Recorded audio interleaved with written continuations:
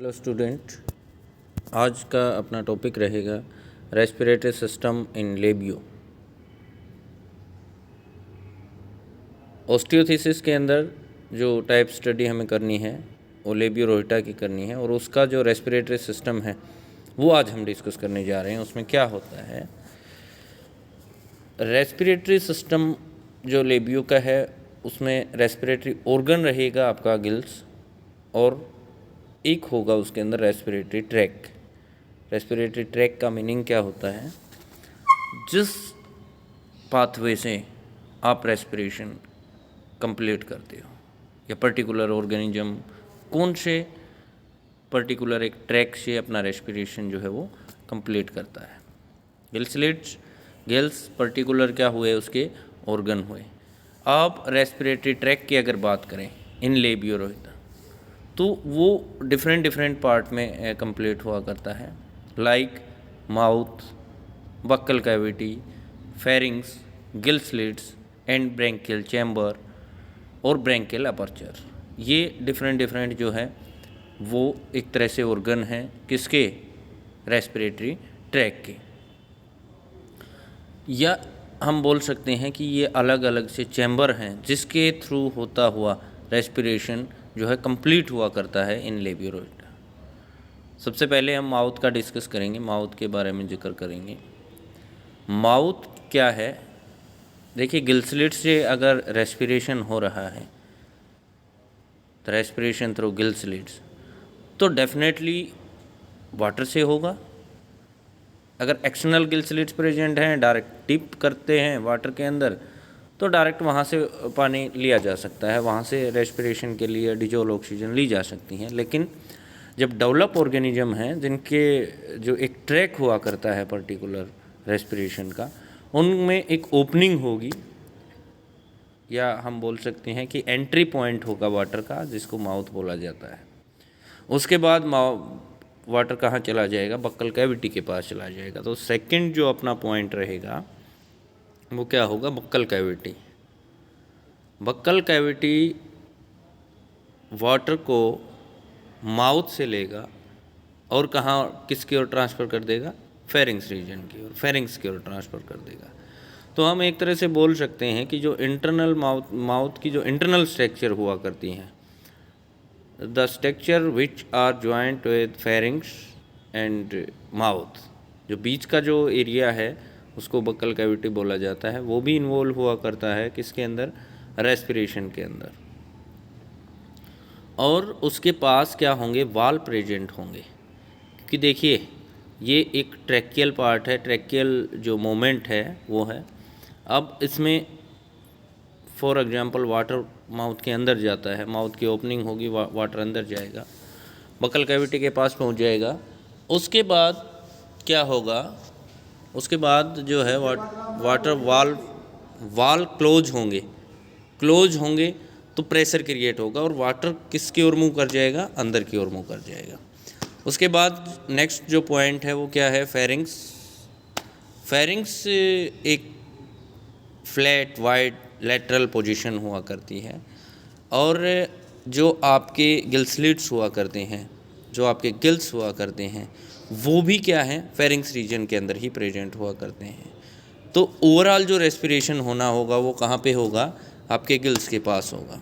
Gills के पास अब दो मैकेनिज्म होंगी, एक जो डिजोल ऑक्सीजन है उसको मोलिकुलर ऑक्सीजन में कन्वर्ट किया जाएगा, और फूड का वहाँ पे क्या किया जाएगा, ऑक्सीडेशन किया जाएगा।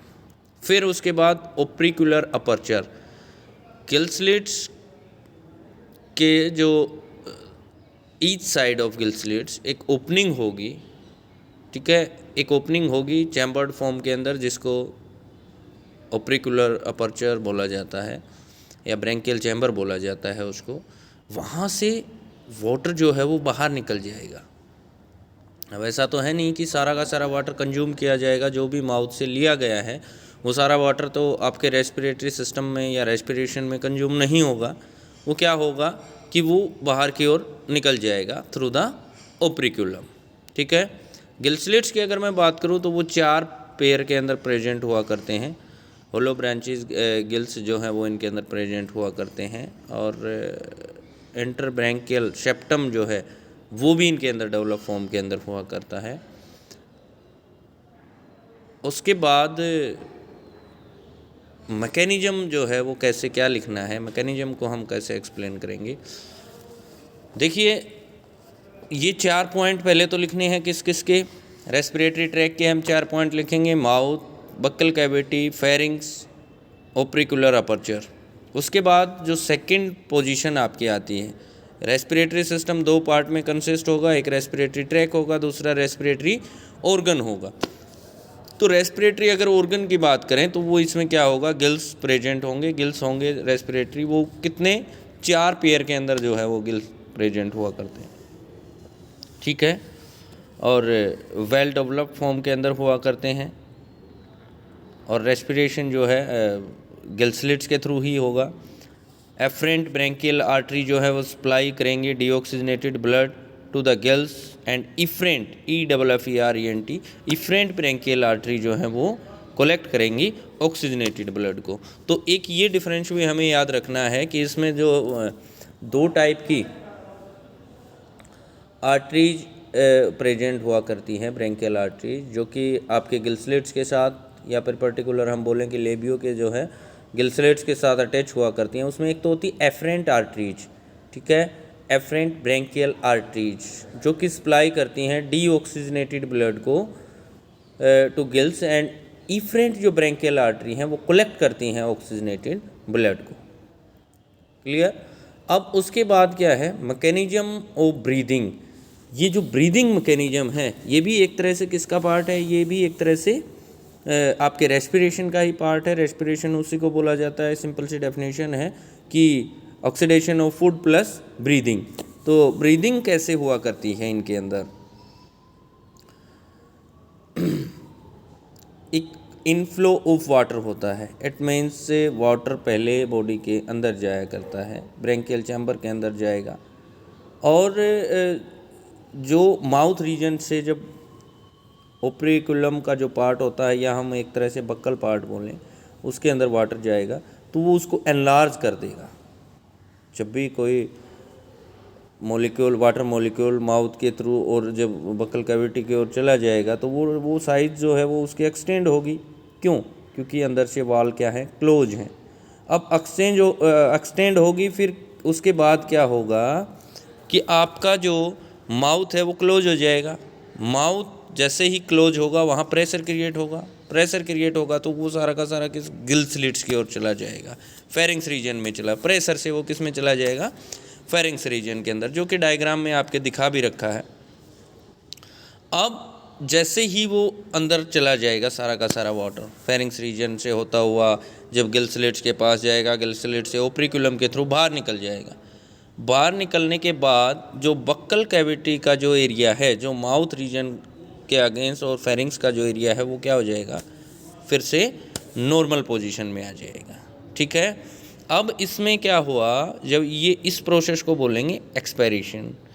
फर्स्ट जो प्रोसेस थी जिसमें वाटर अंदर जा रहा था उसको क्या बोला जाता है, इंस्पायरेशन।